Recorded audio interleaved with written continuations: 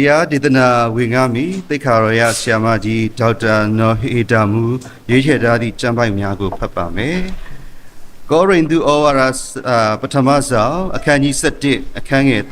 31ငါတို့သည်ကိုစစ်ကြောစီရင်လင်စစ်ကြောစီရင်တော်မူခြင်းနှင့်ကင်းလွတ်ကြလိမ့်မည်။ရှင်ပေတရုဩဝါဒစာပထမဆောင်အခန်းကြီး1အခန်းငယ်2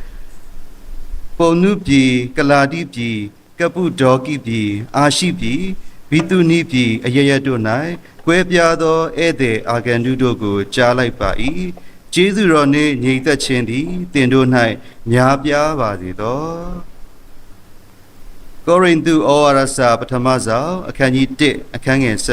14ကရိပုနှင့်ဂါယုမတပါသင်တို့တွင်အဘယ်သူအားမျှယတ္တိဆံကိုငါမပေးသည်ဖြစ်၍ဖျားခင်ကျေးဇူးတော်ရှိပါ၏ရှင်ဥစွာဖျားခင်ရဲ့ကျွယ်ဝသောကောင်းချီးမင်္ဂလာကွယ်ကာဆောင်မမှုတို့သည်နော်ခရစ်တော်ကိုချစ်တော်တောင်သူကုန်းကရင်နှစ်ချင်းအသင်းတော်အပေါ်သို့ကျွယ်ဝစွာသွန်လောင်းကြားရောက်ပါမည်အကြောင်းပထမဦးဆုံးနှုတ်ခွန်းဆက်သလိုပါတယ်နော်ကျမကိုဒီ Minister Day မှာပေါ့နော်ဒီတောင်သူကုန်း church ကိုလာရမယ်လို့အသင်းချုပ်ကစာပို့လိုက်တဲ့အခါမှာတကယ်ပဲဝမ်းသာပါတယ်နော်။ဘာဖြစ်လဲဆိုတော့ကျမရဲ့ဝိညာဉ်မိခင်ပေါ့နော် Reverend Dr. Muso ကျမ MDiv စတက်တဲ့2003ခုနှစ်မှာသူကကျမကိုအစအဦးဆုံးပေါ့နော် first year မှာသင်ရပါတယ်နော်။ဆရာမကြီးကကျမတို့ကိုဒီကျမ်းစာနဲ့ဆိုင်တဲ့နော်အကြောင်းအရာတွေအသိပညာတွေကိုမကlife ပေါ့နော်သူရဲ့အသက်တာအဖြစ်ကျမတို့အများကြီးသင်ယူရရှိပါတယ်เนาะဒီနေ့ကျမကဒီ minister တယောက်အနေနဲ့ပေါ့နော်ဖခင်ရဲ့အမှုတော်မှာယက်တည်နိုင်တယ်ဆိုတာကလည်းဆရာမကြီးရဲ့ကျေးဇူးလဲပါဝင်နေဆိုတာကိုကျမပြောကြားပြီးတော့နော်အသင်းတော်ကိုလည်းပေါ့နော်လိုက်လဲစွာနော်ကျမကိုလက်ခံကြိုဆိုတဲ့အတွက်ကျေးဇူးတင်ကြောင်းလည်းပထမဆုံးပြောကြားလိုပါတယ်เนาะကျမတို့ဒီMinister Day ကပေးလိုက်တဲ့ဒေသနာကိုမပြောခင်မှာပေါ့နော်ဒီနေ့ KBC Minister Day ရဲ့ဒီ report ကိုပေါ့နော်အချင်းချုပ်လေးပြောပြချင်ပါတယ်နော်ဒီ2025ခုနှစ်ပေါ့နော်ဒီ director ရဲ့ report မှာပေါ့နော်ဒီ minister ရဲ့ director department ကReverend Sahiwi ဖြစ်ပြီးတော့နော်တာဝန်ခံဆရာ Jeffrey Lee နဲ့ဆရာမ Patricia တို့ကတော့ဒီ department ကိုကူညီတဲ့ဆရာမ2ယောက်ဖြစ်ပါတယ်ပေါ့နော်ပြီးတော့ဒီ department မှာဆိုလို့ရှိရင်သူတို့ကဒီ association ပေါ့နော်ကိုရီနဲ့သူတို့ကminister training တွေရှိတယ် evangelist training တွေရှိတယ် deacon training တွေရှိတယ်ပေါ့နော်ဒီနှစ်အတွက်သူတို့6ကြိမ်ပြုလုပ်နိုင်ခဲ့ပါတယ်အဲ့ဒီလိုပဲဒီ department အနေနဲ့3လတစ်ကြိမ်ပေါ့နော် zoom option လဲတင်ကြားမှု4ခါပေါ့နော်သူတို့ပြုလုပ်ခဲ့တယ်ordination နဲ့ပတ်သက်တဲ့အကြောင်း life after death နဲ့ပတ်သက်တဲ့အကြောင်း jubilee နဲ့အကြောင်း wedding anniversary ဆိုတဲ့ခေါင်းစဉ်တွေနဲ့4ကြိမ်ပြုလုပ်နိုင်ခဲ့ပါတယ်ပေါ့နော်ပြီးတော့ဒီ Congress အနေနဲ့လည်းဒီ Minister အားလုံးအတွက်ဒီဟင်္သဒမြို့မှာပေါ့နော်ဟင်္သဒ Association မှာလည်းNovember လမှာပြုလုပ်နိုင်ခဲ့ပါတယ်เนาะဒီ department အနေနဲ့လည်းဒီစာအုပ်စာပေတွေပေါ့နော်နဲ့ဆိုင်တဲ့เนาะစာအုပ်အမျိုးအစား18မျိုးပေါ့နော်အဲ့ဒါဒီအားလုံးကိုလည်းသူတို့ထုတ်ဝေနိုင်ခဲ့တယ်เนาะသူတို့ရောင်းချနိုင်ခဲ့ပါတယ်ပြီးတော့နှစ်တိုင်းပေါ့နော် June ဒီlast week လို့ပြောမှာပေါ့နော်နောက်ဆုံးအပတ်မှာဆိုရင်လည်းဒီ Minister Day ကိုဓမ္မအမှုတော်ဆောင်အနည်းဆုံး250နဲ့ပေါ့နော်ဒီတနိုင်ငံလုံးမှာရှိတဲ့အသင်းတော်တချို့ကိုလည်းတွားရောက်လည်ပတ်ဖို့အတွက်သူတို့စေလွတ်နိုင်ခဲ့ပါတယ်နော်ပြီးတော့ department ရဲ့လုပ်ငန်းနောက်တစ်ခုကကြတော့သူတို့ကဒီ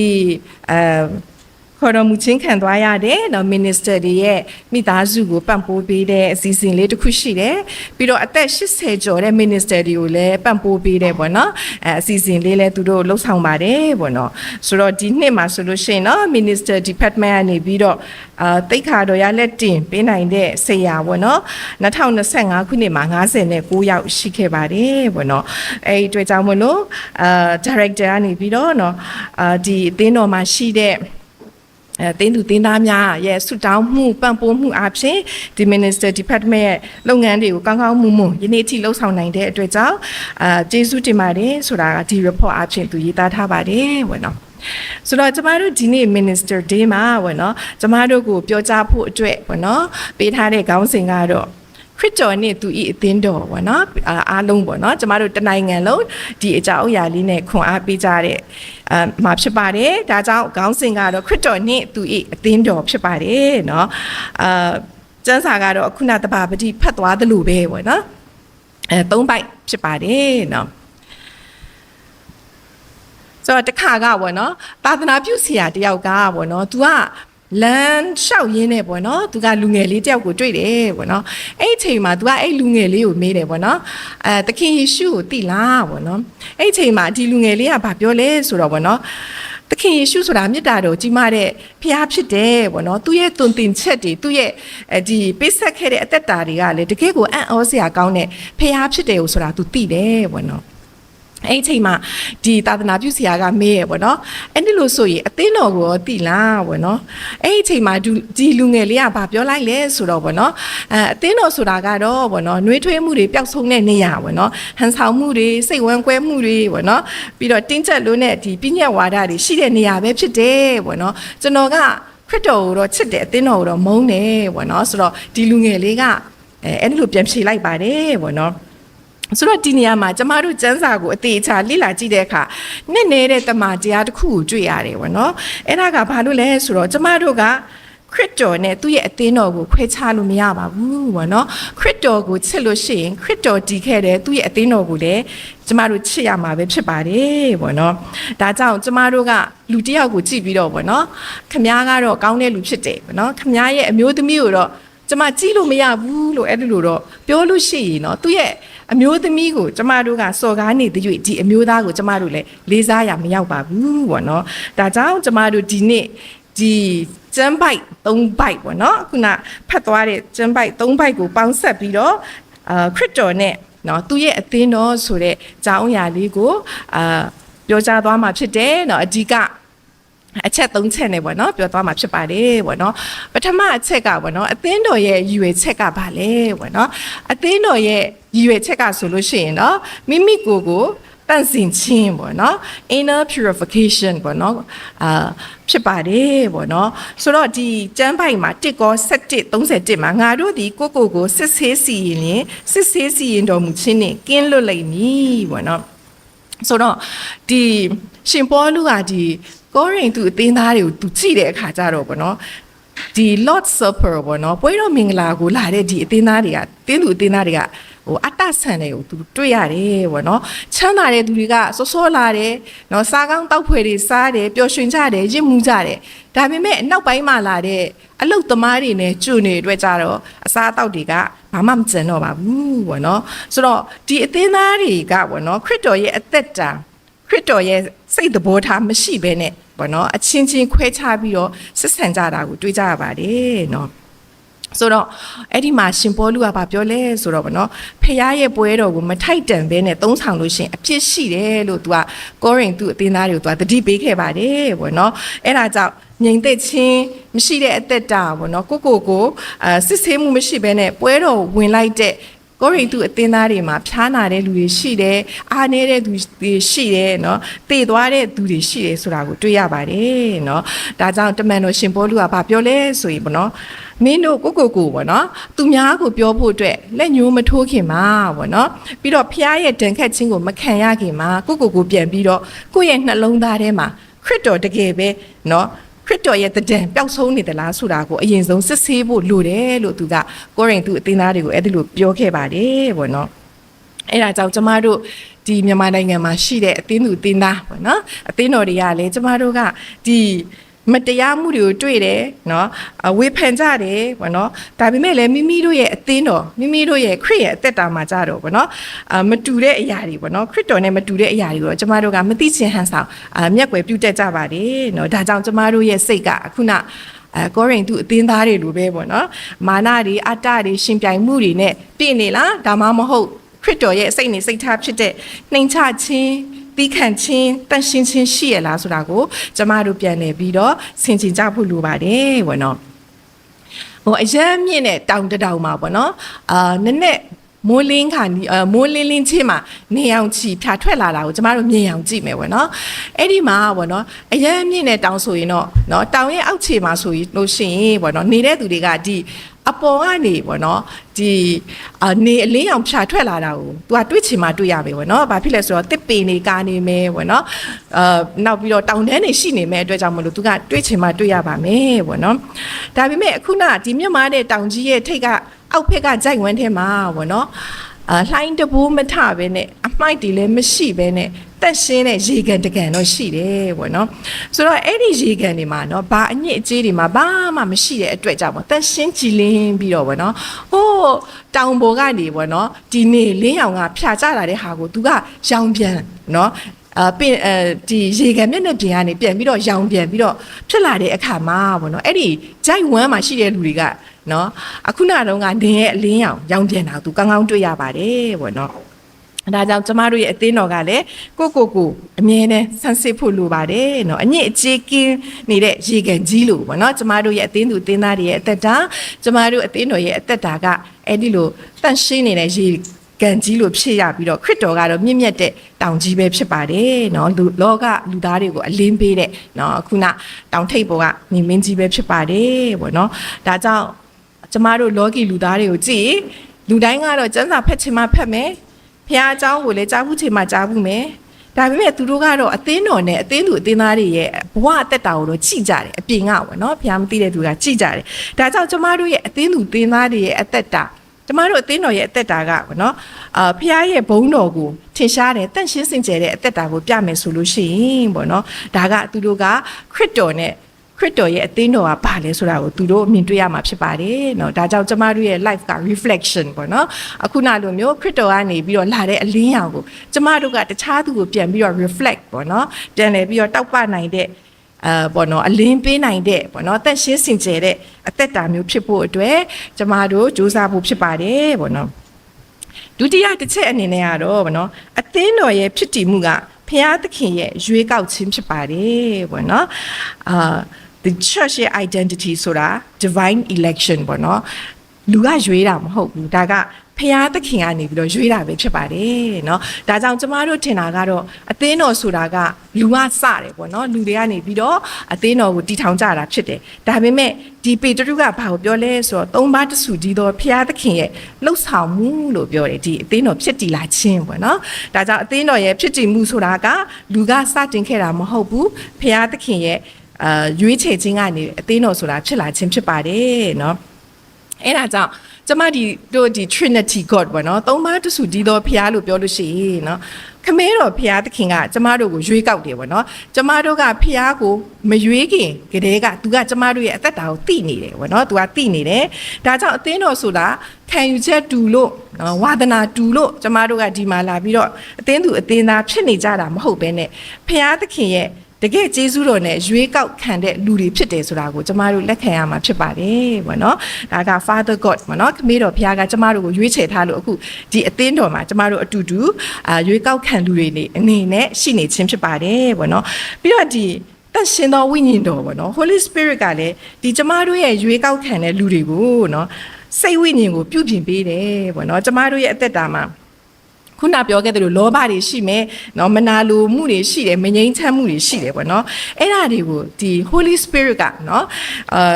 ခွာချပြီးတော့เนาะမေတ္တာတော်ဝမ်းမြောက်ခြင်းငြိမ်သက်ခြင်းဆိုတဲ့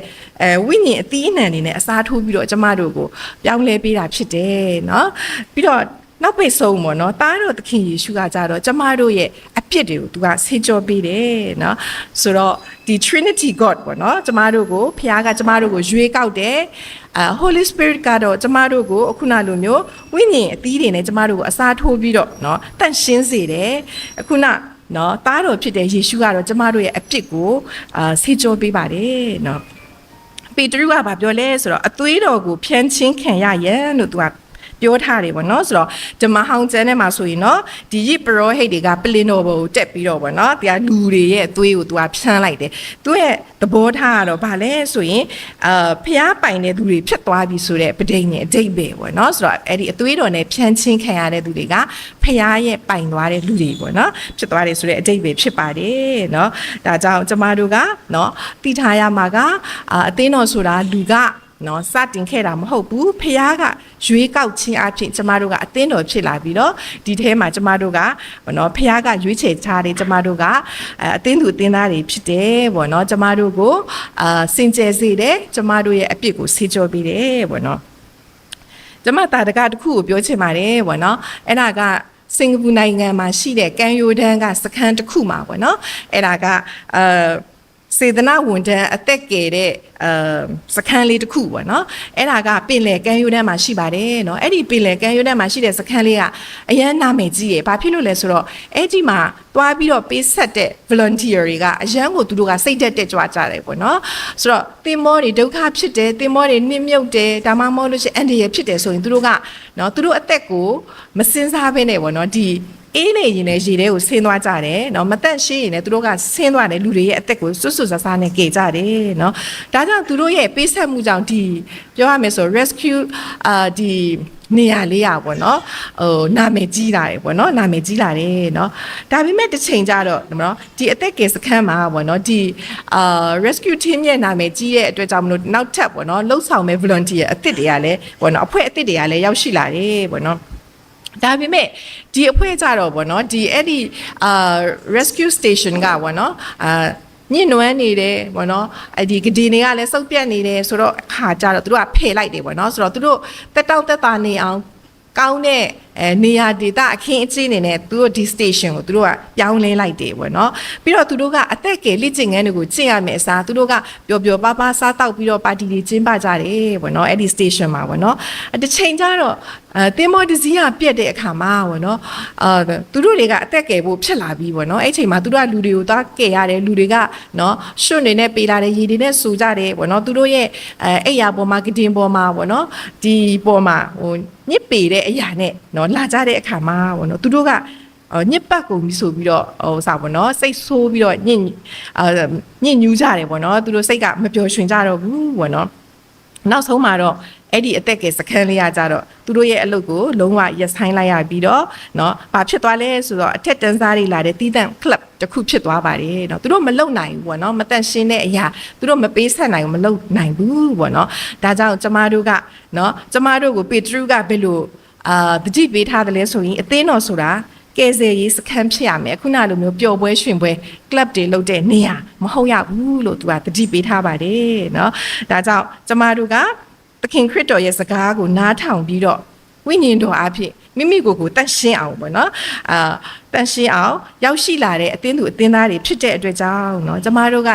ကျမတို့ရဲ့ဖြစ်တည်မှုပေါ့နော်ဘုရားကကျမတို့ကိုရွေးချယ်ထားတယ်เนาะ chosen people တွေဖြစ်တယ်အဲ့ဒီဖြစ်တည်မှုအပေါ်မှာပေါ့နော်ယေရှုတော်ကိုမမေ့ဘဲနဲ့ပေါ့နော်ကျမတို့ကယေရှုတော်ရဲ့ဖះကျေးဇူးတော်ကိုမေ့ကျမတို့ကလူမှုရေးတက်တက်ကိုပဲဦးစားပေးလို့ရှိရင်တော့ခရစ်တော်ရဲ့အသင်းတော်ကနေပြီးတော့တာမန်လူစုလူဝေးစုတဲ့အစုဝေးတစ်ခုပဲဖြစ်သွားမှာဖြစ်ပါတယ်เนาะဒါကြောင့်ခရစ်တော်ကကျမတို့ကိုเนาะအဲ့လိုမျိုးကဲဆဲစေခြင်းနဲ့ပေါ့เนาะတခြားအငယ်ဆုံးသောသူเนาะလိုအပ်သောသူတွေအတွက်เนาะခုနကဲဆဲရေး scan rescue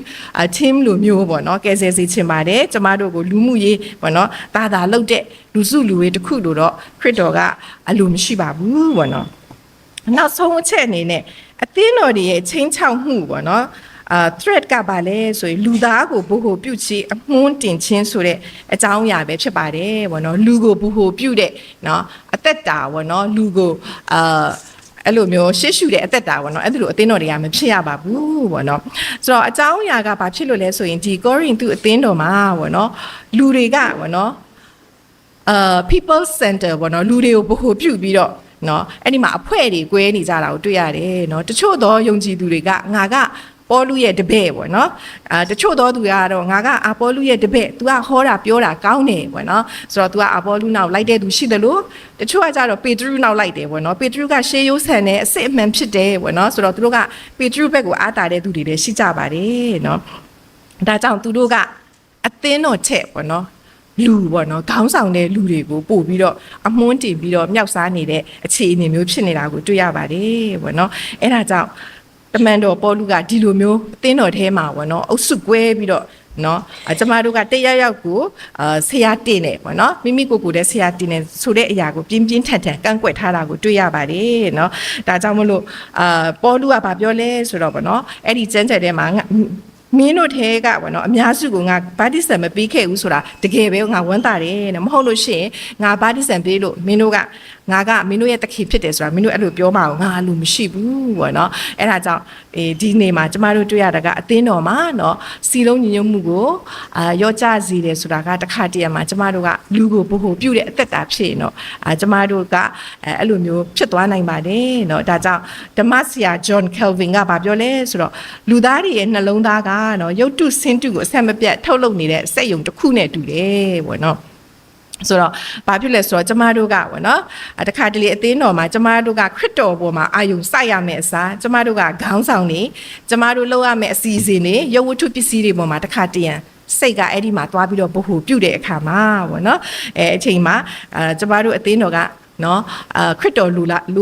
ရှင်တဲ့အသင်းတော်မျိုးမဖြစ်တော့ပါဘူးเนาะတခါတရံကြလို့ရှိရင်ဘယ်အသင်းအုပ်ဆရာမเนาะကျမတို့ကအဲ့လိုမျိုးပေါ့เนาะဒါမှမဟုတ်လို့ရှိရင်အသင်းတော်ဆိုတာကဘယ်အသင်းအုပ်ဆရာရဲ့အသင်းတော်မှလည်းမဟုတ်ဘူးဩဇာအာဏာရှိတဲ့မိသားစုရဲ့ပိုင်ဆိုင်မှုလည်းမဟုတ်ဘူးအသင်းတော်ကိုခရစ်တော်တပါးတည်းကသာပိုင်ဆိုင်တာဖြစ်ပါတယ်เนาะခရစ်တော်တပါးတည်းကသာသူ့ရဲ့အသွေးတော်နဲ့ဒီအသင်းတော်ကိုဝယ်ယူထားတာဖြစ်ပါတယ်เนาะဒါကြောင့်ပေါလုကเนาะကျမတို့ကိုဒီသူ့ရဲ့တစ်ကောထဲမှာဆိုလို့ရှိရင်ပြင်းပြင်းထန်ထန်ပြောထားတယ်ပေါ့เนาะအသင်းတော်ဆိုတာ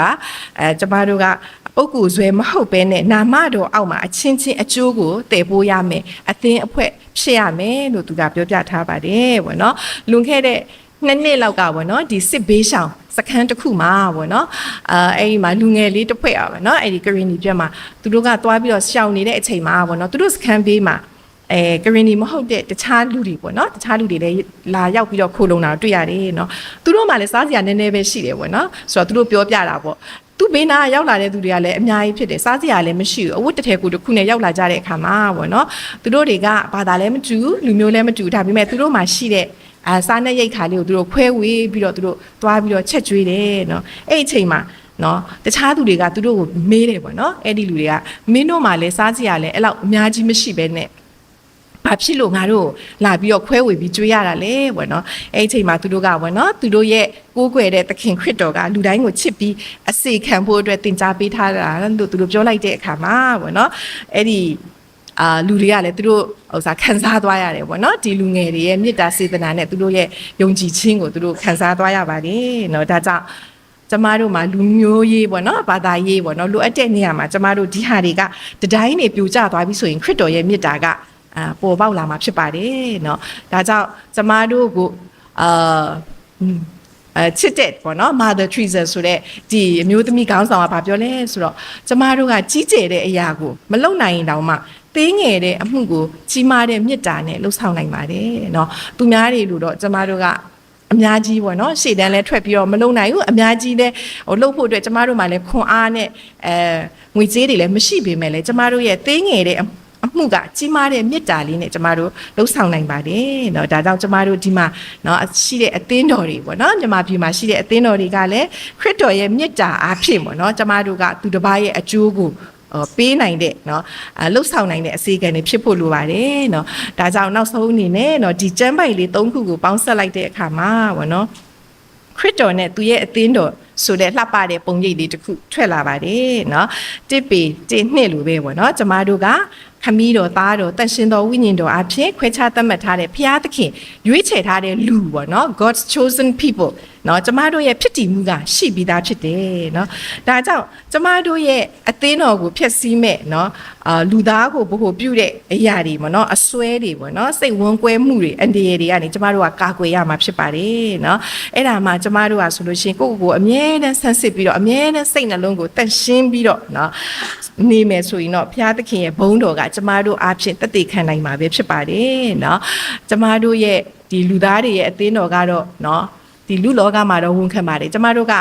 အားနည်းချက်တွေရှိကြတဲ့လူတွေပဲဖြစ်တယ်ပေါ့နော်ဒါကြောင့်တခါတလေလှုပ်ဆောင်တဲ့အခါမှာအားနည်းမှုရှိမယ်ရှုပ်ထွေးမှုရှိမယ်เนาะအဆင်မပြေမှုတွေရှိတတ်ပါတယ်เนาะဒါပေမဲ့ဘုရားသခင်ကကျမတို့ကိုဘယ်တော့မှလက်မလွတ်ဘူးကျမတို့အမြဲတမ်းဆေးကြောပေးတယ်ကျမတို့လှုပ်တဲ့အပြစ်တွေကိုဆေးကြောပေးတယ်ကျမတို့ကိုသူကအမြဲတမ်းကျမတို့ရဲ့အသက်တာကိုတတ်စီပေးတဲ့ဘုရားပဲဖြစ်ပါတယ်เนาะဒါကြောင့်ဒီမှာရှိတဲ့အသင်းတော်ကိုပေါ့နော်ပါဝင်ကြတဲ့ဓမ္မမိတ်ဆွေတွေကလည်းကျမတို့ကလည်းဧည့်သည်လိုမနေဘဲနဲ့ပေါ့နော်အခုနကောရိန္သု7လိုပဲပေါ့နော်မိမိတို့ရဲ့အသက်တာကိုအမြဲတမ်းစင်ကြယ်အောင်ပေါ့နော်တန်ရှင်းစီခြင်းဖြင့်နော်ကိုယ်တိုင်ပါဝင်ဆောင်ရွက်တဲ့အသင်းတော်မှာပေါ့နော်ကိုယ်တိုင်ပါဝင်ဆောင်ရွက်ကြတဲ့သူတွေအဖြစ်နဲ့အသင်းအမွှားလေးကအစပေါ့နော်ဖခင်ရဲ့ဘုန်းတော်ကိုတန်ရှင်းခြင်းအပြင်လှုပ်ဆောင်နိုင်ကြသောသူများဖြစ်ကြပါစေလို့ငယ်ငယ်သောနှုတ်ကပတ်တော်နဲ့ဒီနေ့မှာခွန်အားပေးလိုပါတယ်เนาะကြားနာရတဲ့နှုတ်ကပတ်တော်ပေါ်မှာလည်းအားလုံးကိုဘုရားသခင်ကောင်းချီးပေးပါစေ